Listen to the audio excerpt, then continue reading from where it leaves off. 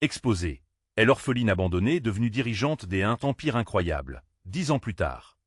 C'était un jour d'été éclatant à Lourmarin, mais pour Camille, ce soleil radieux ne pouvait pas dissiper l'ombre qui planait sur son cœur. À seulement 16 ans, elle se tenait devant la porte du foyer d'accueil, les yeux remplis de rêves et de mélancolie.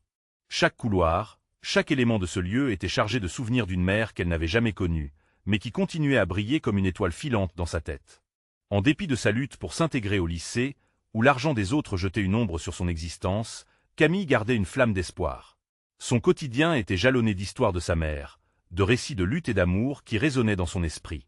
Cependant, la chance lui avait été cruellement enlevée lorsque le foyer ferma ses portes pour toujours point propulsé dans l'inconnu. Elle trouva refuge chez Madame Renaud, une vieille dame excentrique au cœur d'or. Ensemble, elles partagèrent des rituels et des traditions centenaires qui éveillèrent en Camille une vision de solidarité inébranlable. Le temps passa, et à chaque instant, Camille grandissait, forgée par les épreuves et les joies. 10 ans plus tard, elle émergea, la tête haute, avec une entreprise novatrice de commerce solidaire qui devint le pilier de sa communauté. Mais la gloire à son prix. Dans l'ombre, des rivaux, jaloux de son succès, tramaient leur revanche. Les sabotages se succédaient, et Camille devait non seulement défendre son œuvre, mais aussi se battre contre les murmures de son passé. Un événement inattendu l'assaillit au tournant de sa réussite. Un ancien camarade de classe, devenu un homme d'affaires puissant, surgit dans sa vie. Ce face-à-face avec son passé lui révéla l'importance de ses valeurs, ses échos d'amour et d'égalité partagée qui s'élevaient comme un cri de ralliement au cœur de la tempête. Avant de continuer, je dois vous avertir de quelque chose d'important qui se passe. YouTube a fait des changements dans le système et beaucoup de personnes perdent les notifications des chaînes qu'elles suivent. Si vous aimez le contenu, cliquez sur la clochette et marquez « Toutes les notifications » pour ne pas rater les prochaines vidéos. Et si vous pouvez laisser un like, ça m'aide énormément avec la portée sérieusement. Ça fait la différence. Ah, dites-moi dans les commentaires d'où vous regardez. J'ai toujours la curiosité de savoir qui est de l'autre côté de l'écran. Maintenant continuons. Avec une détermination renouvelée, Camille se dressa devant la foule rassemblée lors d'un défilé, la lumière du sud illuminant son visage. À ce moment-là, elle savait qu'il était temps de partager son histoire, de faire tomber les murs de l'intolérance et de la méfiance qui l'enveloppaient. Ces mots, puissants et sincères, parlèrent de son chemin, de la douleur d'être orpheline, mais aussi de l'incroyable force qu'elle avait trouvée au sein de sa communauté. Alors que les murmures des incrédulités s'élevaient, elle comprit qu'elle n'était pas seulement là pour elle-même, mais pour tous ceux qui avaient été définis par des circonstances cruelles. Ainsi, alors qu'elle concluait son discours, une question flottait dans l'air, lourde de promesses et de doutes. Camille parviendra-t-elle à transformer ses regards admiratifs en un soutien sincère? Peut-elle vraiment dépasser son passé pour bâtir un avenir meilleur et plus juste pour ceux qui l'entourent? Les applaudissements retentirent, mais Camille n'entendait plus rien. Son cœur battait à tout rompre, un mélange d'angoisse et d'excitation l'envahissant. Elle se tenait là, au sommet d'une pyramide qu'elle avait bâtie de ses mains, mais le chemin qu'elle avait parcouru était encore rempli d'incertitudes. Était-il vraiment prêt à embrasser l'idée d'un changement? Les regards enjoués des membres de la communauté se mêlaient à ceux, plus sceptiques, de ceux qui enviaient son succès. Camille ferma les yeux un instant, aspirant à retrouver un brin de sérénité. Elle se remémora les soirées passées avec Madame Renaud, leur rire entrecoupé de conseils sages. La solidarité est comme un arbre, Camille. Il faut l'arroser de bienveillance pour qu'il fleurisse, lui disait-elle souvent. Ces mots résonnaient en elle, comme un appel à l'action. Jamais elle n'avait voulu que son entreprise soit un simple moyen de s'élever au-dessus des autres. Pour elle, chaque victoire personnelle devait se traduire par une victoire collective. Plongée dans ses pensées, elle ne remarqua pas l'inquiétude croissante sur le visage de Marc, son fidèle ami et partenaire. Il s'approcha, et l'œil inquiet, lui murmurant presque « Camille, ça va? Tu es sûre de vouloir aller de l'avant avec cette affaire ?» Il avait son franc-parler et elle appréciait son honnêteté. La peur ressentie par Marc était palpable. Camille savait que les rivaux ne dormaient pas. Elle avait déjà ressenti les atteintes aux fondations qu'elle avait patiemment construites. Mais elle ne pouvait pas se laisser submerger par la peur. Elle devait avancer, non seulement pour elle-même, mais aussi pour des milliers d'autres qui, comme elle, avaient besoin d'une chance. « Oui, Marc, je dois le faire », répondit-elle avec conviction. « Ils ne peuvent pas effacer le travail de tant de gens. C'est notre responsabilité d'aller de l'avant, de nous battre pour ce en quoi nous croyons. » Elle s'enflammait, chaque mot renforçant son courage. Ils retournèrent au travail, passionnés, déterminés à prouver leur valeur.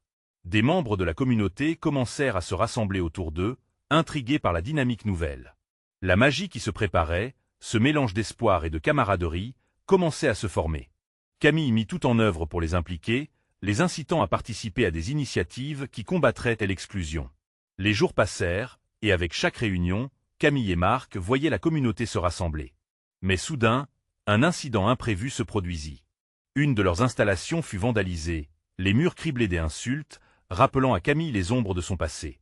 Et l'inscription la plus marquante était échec assuré. Son cœur se serra point, elle regarda Marc, et ses yeux reflétèrent une lueur de défi. C'était un signal, il ne se laisserait pas abattre. Au contraire, cette attaque ignoble ne ferait que renforcer leur détermination. Camille décida de contre-attaquer, non pas avec colère, mais avec compassion. Elle proposa d'organiser un événement visant à promouvoir l'unité. Le discours qu'elle prononcerait alors prendrait une dimension encore plus significative. Camille savait que les mots avaient le pouvoir d'unir ou de diviser. Elle se tenait au bord d'un tournant crucial.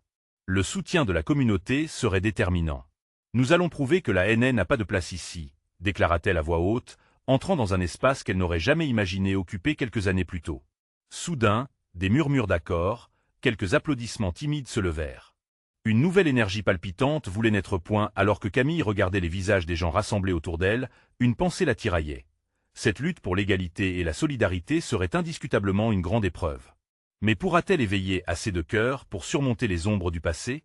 La véritable question était là, bondissant entre espoir et désespoir, quelles nouvelles épreuves les attendaient dans cette quête vibrante pour une communauté unie? Camille se leva, le regard déterminé. Les journées précédentes avaient été une montagne russe émotionnelle, mais maintenant, un nouvel élan prenait forme. Et l'événement qu'elle projetait de créer pour rassembler la communauté ne serait pas seulement une réponse à la haine, mais aussi une célébration de leur résilience collective. Elle croisa le regard de Marc, qui semblait partager entre elle l'optimisme et l'inquiétude. « Tu sais, ce n'est pas juste une petite fête, Camille. On parle d'envoyer un message fort. Que si on ne se réunit pas, on fait le jeu de ceux qui veulent nous diviser, murmura-t-il, laissant ses mots flotter dans l'air. Elle hocha la tête. Oui, je le sais. C'est justement pour ça que c'est important. Nous devons être la voix du changement. Mieux encore, je veux que chaque participant sente qu'il fait partie de quelque chose de plus grand. Les jours qui suivirent, Camille se consacra entièrement à l'organisation de cet événement. Les réunions se multiplièrent avec les membres de la communauté, chacun partageant ses idées, ses peurs, et surtout, sa passion. Les jeunes, les anciens, les familles, tous étaient invités à participer. C'était un mélange des émotions qui se mouvaient autour de la table, chaque voix ajoutant une touche de couleur à ce tableau en devenir point. Elle avait besoin de tous les talents de chacun. Certains s'occupaient des préparations alimentaires, des autres des activités musicales, tandis que quelques-uns imaginaient des discours inspirants. Camille, elle, écrivait des lettres et parlait à tous ceux pouvant être touchés par cette initiative. Elle savait que les mots pouvaient être une arme, mais condamnés à être un remède également. Mais les défis restaient omniprésents. Lorsqu'elle fouilla les réseaux sociaux, elle tomba sur des messages relatifs à l'événement, accompagnés de commentaires haineux. Les mêmes personnes qui avaient osé vandaliser leurs installations semblaient rassembler leurs forces. Qu'elle reste à sa place, disait un commentaire. Le doute elle assaillit. Était-elle réellement capable de rassembler une communauté si disparate? Mais à chaque fois que la peur menaçait de l'envahir, elle se remémorait les visages des gens qui comptaient sur elle.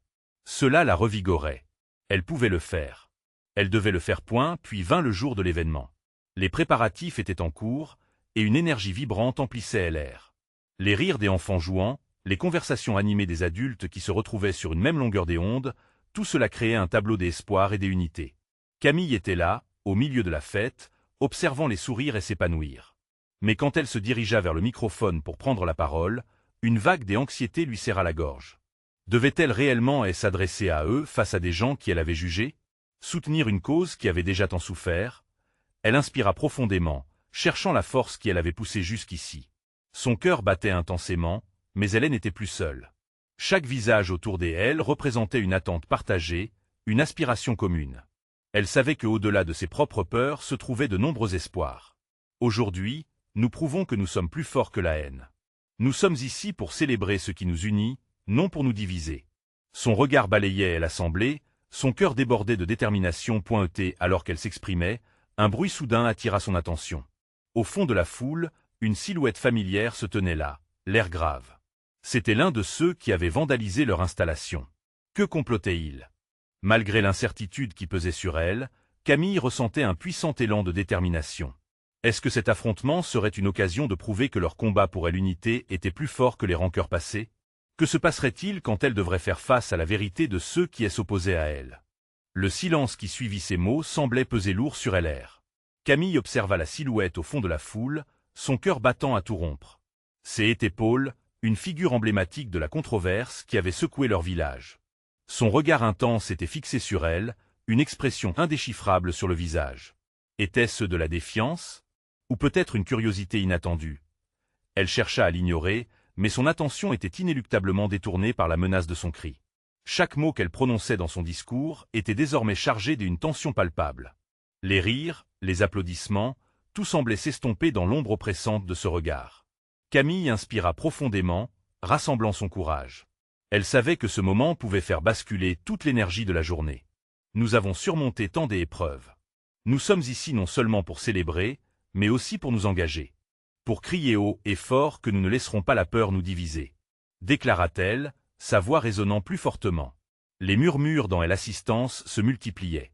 Certains hochaient la tête, d'autres chuchotaient. Paul avançait lentement, les bras croisés, comme s'il pesait chaque pas. Camille l'observait, un mélange d'appréhension et de curiosité. Que voulait-il vraiment? Était-il là pour jeter de telle huile sur le feu ou, au contraire, pour faire face à ses propres démonstrations de haine? La tension dans la foule s'augmentait, chaque regard était braqué sur eux. Elle se rappela des visages de ceux qui croyaient en elle, en ce projet. Cette fête était bien plus qu'un rassemblement. C'était un symbole, une promesse. Les mots de Marc résonnaient dans son esprit, elle encourageant à poursuivre sa mission. « Camille, je veux dire quelque chose », cria Paul d'une voix puissante, faisant vibrer l'assemblée. Tout le monde se tut, incertain. Camille se figea un instant, puis acquiesça lentement. Paul s'approcha du micro, hésitant un instant, son visage révélant une facette qu'Hélène n'avait jamais vue auparavant. La colère et l'hostilité semblaient s'évanouir pour laisser place à une vulnérabilité saisissante. Je sais que j'y ai fait des erreurs. Que ce que je faisais était mal, mais je voulais simplement que les gens comme moi soient entendus. Des murmures d'incompréhension parcoururent la foule. Camille, le cœur battant, écoutait avec attention. Peut-être que ce moment pouvait débloquer quelque chose de plus profond, une voie vers la réconciliation que personne n'aurait pu imaginer. Je suis là parce que je veux comprendre. Je veux devenir mieux, comme vous sa voix tremblait légèrement, mais il était là, à côté du micro, exposant ses faiblesses. La foule réagissait, hésitant entre scepticisme et espoir. Camille le regarda droit dans les yeux et dit « Nous avons tous une histoire. Peut-être que la cohabitation de ces histoires peut nous rendre plus forts. Je t'invite à te joindre à nous. Nous avons besoin de chacun. » À cet instant, un frisson parcourut l'assemblée. Le murmure de tel espoir s'élevait doucement dans l'air. Mais alors qu'un sourire timide se dessinait sur le visage de Paul, une silhouette familière au fond de la foule se leva. C'était une voisine de Camille, portant le poids de la douleur et de la colère. Et que dirons-nous aux victimes? La question fusa dans l'air, coupant la tension avec une précision glaciale. Camille se sentit prise au piège, les regards convergeant vers elle. Devait-elle s'engager davantage dans ce chemin fragile de la réconciliation, face à la douleur encore vive?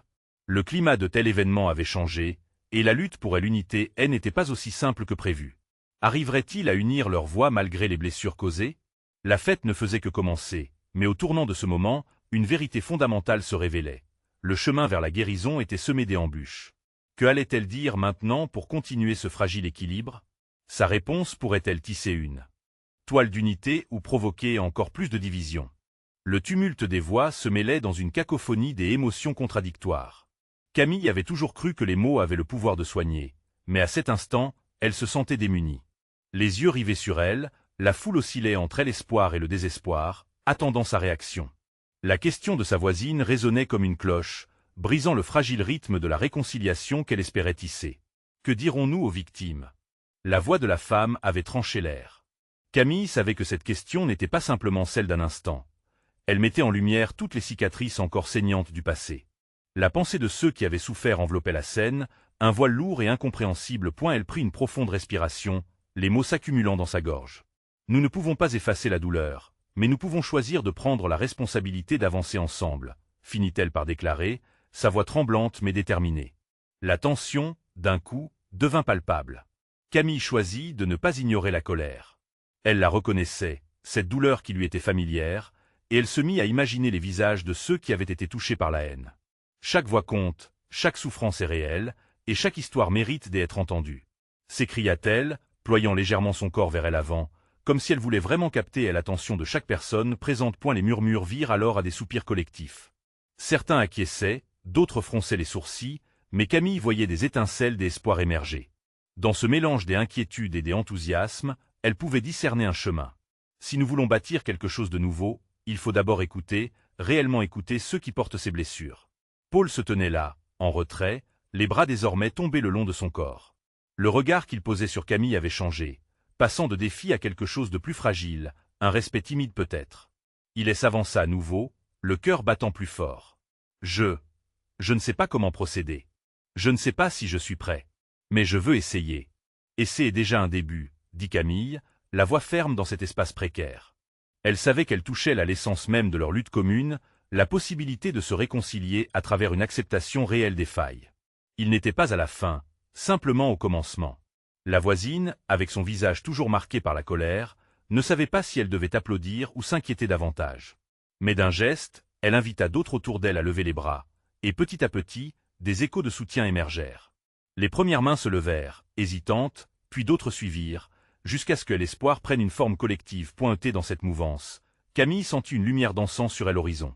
Elle s'entendit dire, avec une conviction renouvelée, « Ensemble, bâtissons des ponts pour aller vers l'avant, sans oublier ceux qui ont souffert. » Un cri de solidarité monta alors des foules, comme un chant de renaissance. Mais alors qu'elle savourait ce moment de compréhension naissante, une autre voix perça l'attention. Une nouvelle silhouette avança dans la lumière, apportant avec elle un message inattendu qui pouvait tout changer. Qui pourrait bien être ce nouvel acteur de ce drame déjà complexe? L'angoisse s'était installée au cœur de l'assemblée. La silhouette qui s'avançait se dessina lentement, floue au début, jusqu'à ce que Camille puisse pleinement distinguer une jeune femme, le regard déterminé. C'était Adèle, une ancienne camarade de classe, disparue de leur paysage commun depuis des années. La surprise, mêlée de suspicion et d'intrigue, s'empara de la foule. Adèle, avec ses longs cheveux bruns et son port de tête fière, semblait transporter avec elle des années d'histoire non racontées.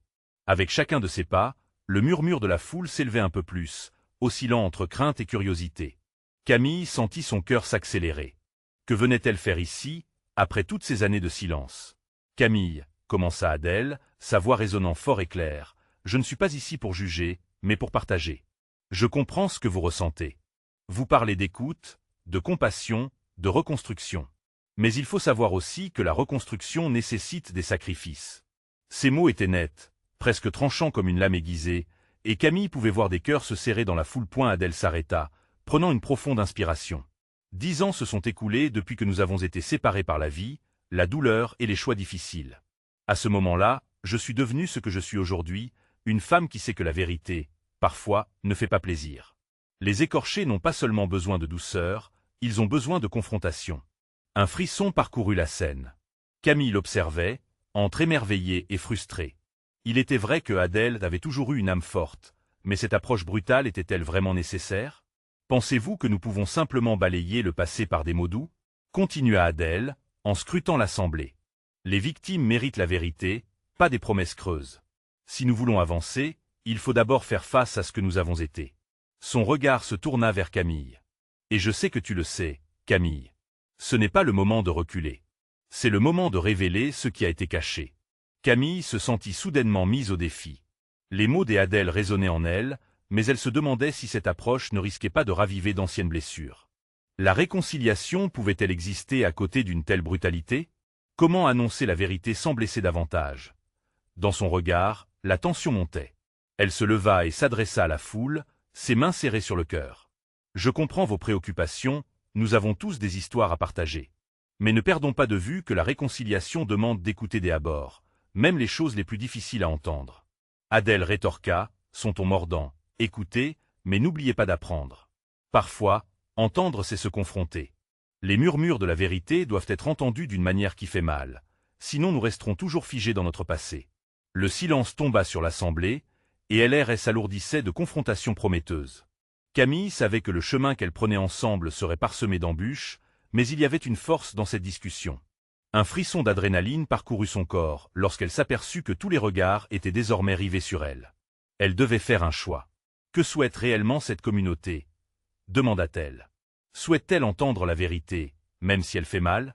Êtes-vous prêt à prendre ce risque avec moi, avec elle? Les murmures s'intensifièrent. Une tension palpable flottait dans l'air, comme un orage prêt à éclater.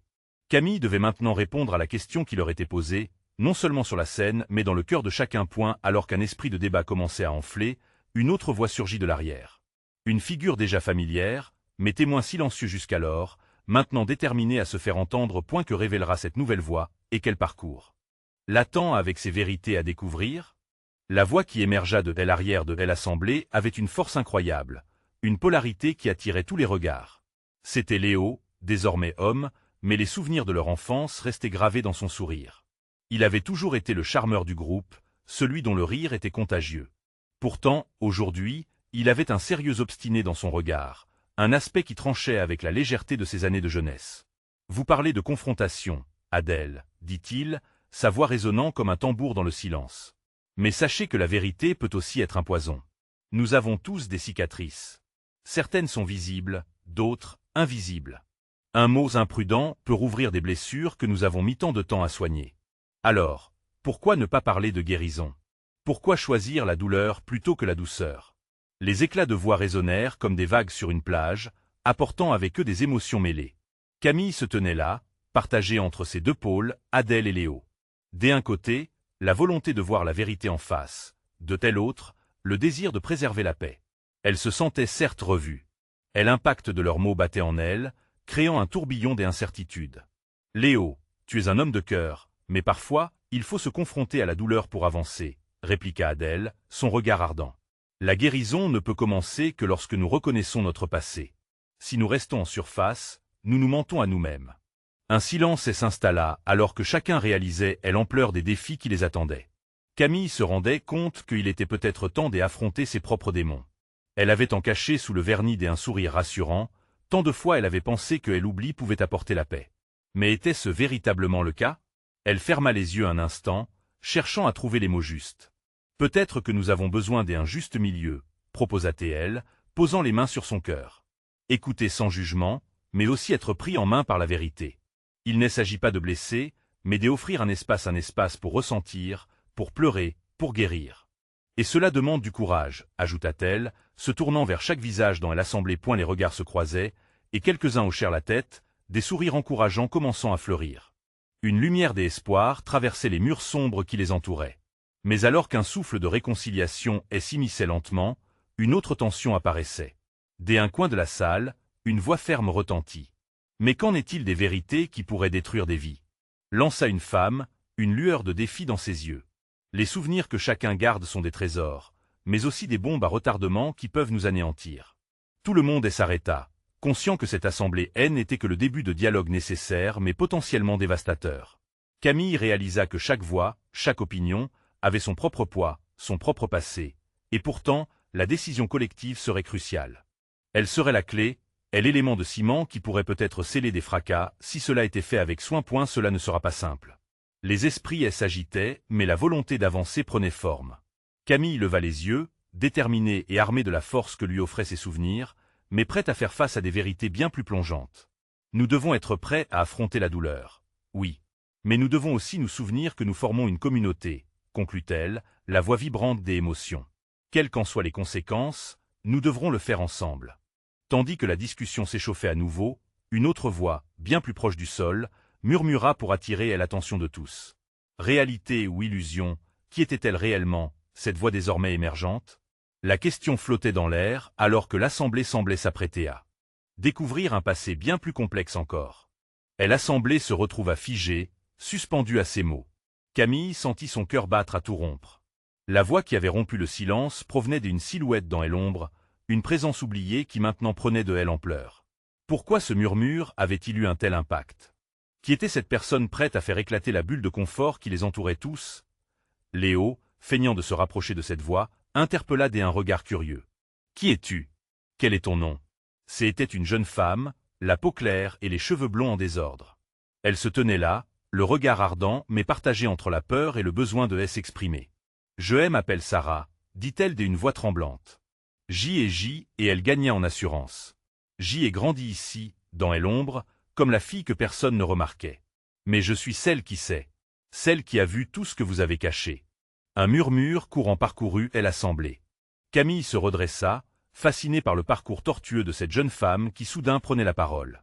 Le souvenir de tant de visages qu'elle avait côtoyés dans son enfance, des enfants piégés par le silence, elle envahit. Qui était-elle vraiment sous ce masque de résilience? Il est temps de parler, poursuivit Sarah, déterminée. Vous pensez que me cacher la vérité, pourrait nous sauver. Mais c'est faux. La douleur ne disparaît jamais, elle sommeille juste jusqu'à ce qu'on la réveille. J'y ai été témoin de chacun des entre vous, j'y ai vu la façon dont le passé vous hante, comment vous feignez la normalité. Adèle se leva d'un coup, presque perturbée par ces accusations voilées. Comment peux-tu juger ce que nous avons vécu, alors que tu n'as jamais eu le courage d'en parler auparavant? Sarah relâcha un faible sourire. Vous pensez que j'y étais absente? J'y étais là, cachée, écrasée par vos rires. Mais votre joie était aussi ma douleur. J'y ai écouté vos histoires, vos tromperies. Je suis l'oracle d'une vérité que vous ne voulez pas affronter. Son ton était à la fois ferme et empreint de compassion. Le choc des mots résonna lourdement dans la salle, une onde de sincérité brutale qui secouait les acquis. Camille se sentait mal à l'aise, ressentant dans son propre corps le poids de cette révélation. Chaque mot de Sarah la transportait dans son passé, dans ses souvenirs enfouis qui refaisaient surface avec force.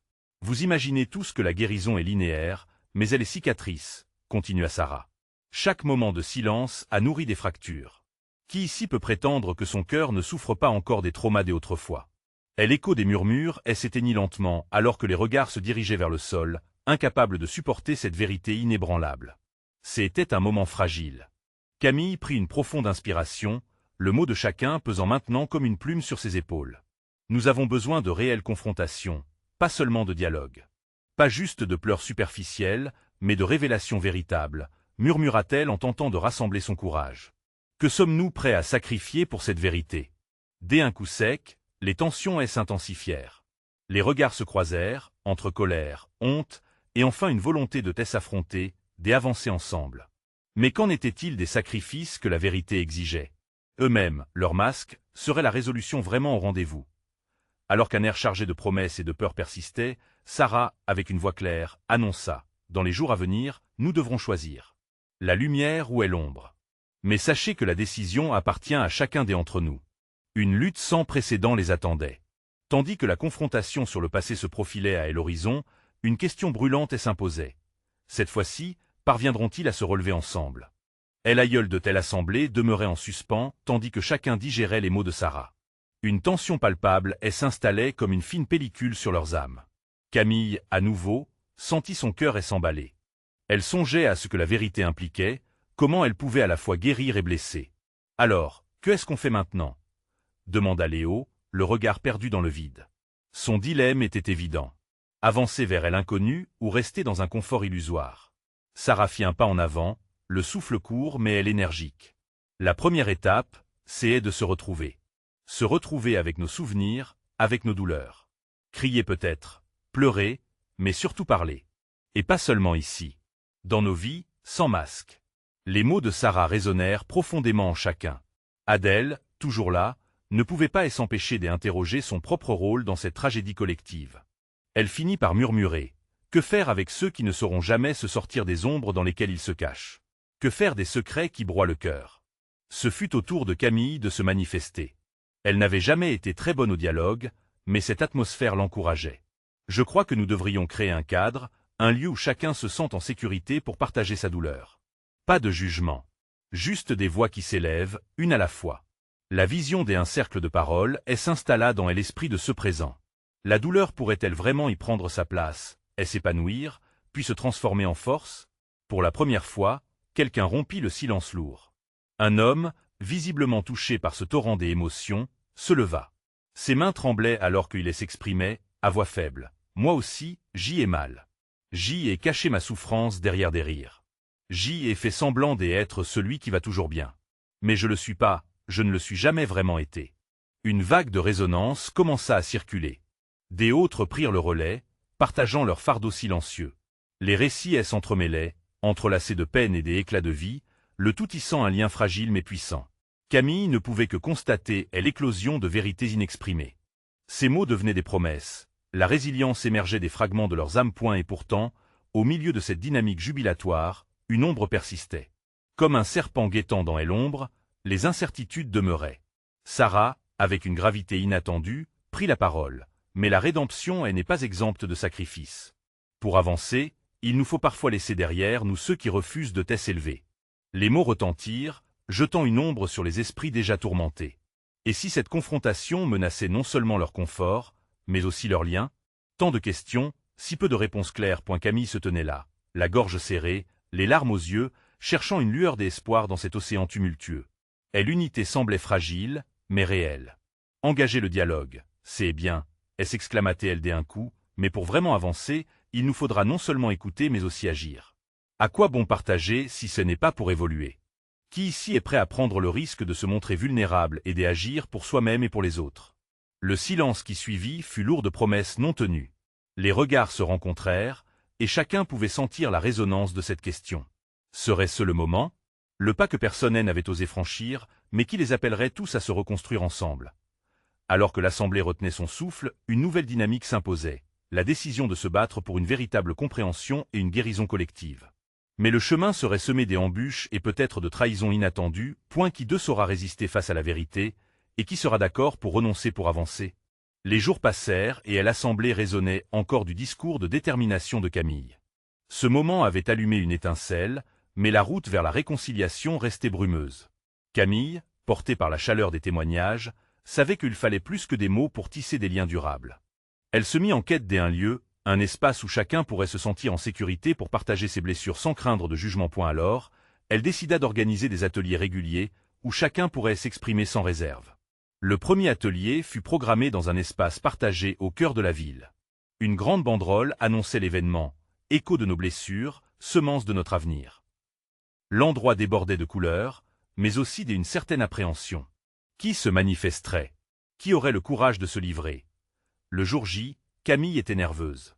Les visages familiers des membres de la communauté circulaient autour d'elle. Certains hésitants, d'autres pleins d'espoir.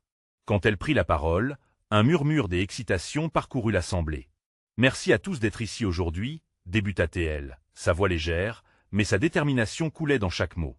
Elle se tenait sur cette scène, non pas comme la dirigeante d'un empire, mais comme l'une d'eux. Aujourd'hui, nous ne cherchons pas seulement à parler, mais aussi à entendre. Chaque émotion compte ici. Chaque histoire est précieuse. Elle les invita à se rassembler en cercle, encourageant chacun à partager une histoire, une émotion, un souvenir. Les premières voix timides se levèrent, mais rapidement, d'autres suivirent, créant une vague de partage de comportements et d'expériences. Camille observait, son cœur s'agrandissant à chaque récit. Des rires éclatèrent parfois, mais aussi des larmes. Les douleurs du passé voyaient enfin la lumière, créant une dynamique de transformation. Soudain, la voix de Paul résonna, la tension palpable. Et si ces blessures étaient trop lourdes à porter? Quand la vérité fait mal, que faire alors? Le silence s'installait comme une brume pesante. Sans hésitation, Camille s'avança. C'est exactement pour cela que nous sommes ici. Pour porter ce poids ensemble. Pour adoucir ces vérités par l'acceptation. Chaque voix, chaque récit nous rapproche un peu plus. L'atelier se transforma en véritable catharsis collective. Les échanges étaient riches, et chaque histoire forgeait le chemin d'une communauté émergente. Les rumeurs de division s'évanouissaient face à cette union fragile mais sincère. Au fil des réunions, des autres se joignirent au mouvement, apportant avec eux leurs récits, leurs expériences, leurs vérités. Camille vit les regards se croiser, la confiance s'établir entre des personnes qui, parfois, ne se seraient jamais adressé la parole auparavant. Lila, une jeune femme qu'elle connaissait à peine, partagea son vécu de douleur familiale, et fut accueillie par une vague de chaleur et d'empathie. Une sororité naissante. Mais tout n'était pas rose. Les rivaux de Camille dans le milieu des affaires s'agitèrent dans l'ombre. L'une de leurs tentatives d'intimidation surgit, un incident similaire à celui du vandalisme refit surface, mais cette fois-ci, ce fut un mouvement plus calculé. Camille reçut des menaces anonymes, une ombre de peur menaçait de tout anéantir. Un soir, alors qu'elle félicitait les participants pour leur audace au cours d'un atelier, Marc l'interpella avec une expression grave. « Camille, ces menaces, ça devient sérieux. Il faut qu'on fasse attention. » Un moment de silence s'installa, cambriolé par elle inquiétude. Mais Camille, inspirée par l'unité grandissante qui émanait chaque réunion, savait qu'elle ne pouvait pas reculer. « Nous continuerons, Marc. Ce que nous bâtissons ici est plus fort que n'importe quelle menace. Nous ne laisserons pas la peur nous paralyser. » Elle se donna alors une mission, protéger la communauté et la guider dans cette tempête d'incertitude. La résistance devint le mot d'ordre. Elle proposa d'organiser un événement final pour célébrer la résilience et la solidarité qui se développaient, tout en faisant face aux défis à venir. Le jour de la célébration, la communauté s'était mobilisée. Les rires, les chants et les applaudissements remplissaient l'espace. Camille se tenait là, radieuse, reconnaissant chaque visage, chaque sourire, comme une promesse des avenirs. Au fond, elle le savait. Malgré les luttes qui persistaient, ils avaient déjà gagné. Elle prit la parole, élevant sa voix à travers le bruit. Nous avons sacrifié tant de temps à nous blesser, mais aujourd'hui, nous sommes ici pour apprendre, grandir et avancer ensemble. Peu importe ce que nous avons affronté, notre unité est notre plus grande force. Les échos de son discours résonnèrent au-delà des murs, envoûtant tout le monde. Les applaudissements se levèrent alors comme une vague d'énergie pure. Camille, émue aux larmes, ressentit cette vague d'amour qui enveloppait toutes les cicatrices du passé. Avec le soutien renouvelé de sa communauté, elle se tenait sur le seuil d'un avenir radieux. Et pour la première fois depuis longtemps, un sentiment de paix l'envahit. Elle savait que les défis persisteraient, mais elle était convaincue que l'unité et l'amour seraient plus forts que tout obstacle. Cette fois, le cœur de Camille battait non seulement pour elle-même, mais pour tous ceux qui avaient choisi la lumière au lieu de l'ombre. La nuit ne tombait pas sur leurs rêves. Elle était juste le début d'une aube nouvelle. Alors, abonnez-vous maintenant pour ne pas rater les prochaines histoires exclusives. Laissez un like maintenant pour nourrir l'algorithme et commentez vos réactions sur cette toute nouvelle fin incroyable. N'attendez pas une seconde de plus pour partager cette vidéo avec au moins 5 amis qui doivent absolument découvrir cette conclusion. C'est le moment de montrer votre soutien et de faire partie de cette aventure.